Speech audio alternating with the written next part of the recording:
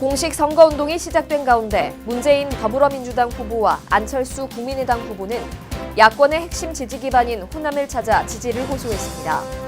세월호 참사 3주기를 맞아 희생자들을 추모하기 위한 행사가 광주와 전남을 비롯해 전국에서 열렸습니다. 2017 완도국제해조류 박람회가 개막 이후 누적 관람객 10만 명을 돌파했습니다. 시청자 여러분 안녕하십니까? DBS 광주 전남권 뉴스입니다. 공식 선거운동이 시작된 가운데 문재인 더불어민주당 후보와 안철수 국민의당 후보는 야권의 핵심 지지 기반인 호남을 찾아 지지를 호소했습니다.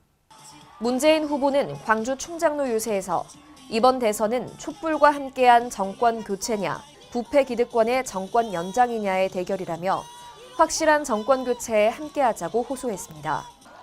문 후보 측은 흔들리는 표심을 파고들기 위해 경선 때 발표한 호남 공약에 이어 2탄, 3탄의 호남 공약들을 발표한다는 계획입니다. 하루 앞서 광주를 찾은 안철수 후보는 IT 강국을 만든 김대중 전 대통령의 정신을 이어 4차 산업혁명 시대의 미래를 이끌겠다는 포부를 다졌습니다.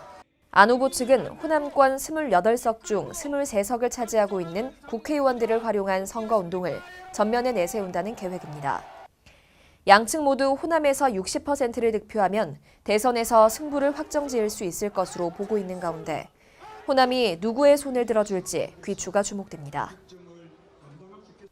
세월호 참사 3주기를 맞아 희생자들을 추모하기 위한 행사가 광주와 전남을 비롯해 전국에서 열렸습니다.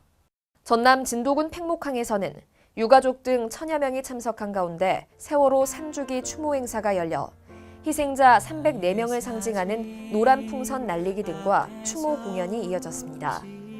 팽목항에는 5천여 명의 추모객이 찾아와 노란 리본과 기억의 우체통, 미수습자 수습을 바라는 글귀를 살펴보고 분향소 등을 둘러보며 3년의 아픔을 돌아봤습니다. 세월호가 거치된 목포신항도 3주기를 맞아 배를 직접 보고 추모하려는 이들의 발걸음이 계속됐습니다. 한편 본격적인 내부 수색에 들어간 세월호는 석 달 정도의 기간이 걸릴 것으로 예상되며 내부 상황 등을 고려해 작업 속도나 방향을 유연하게 결정해 나갈 방침입니다.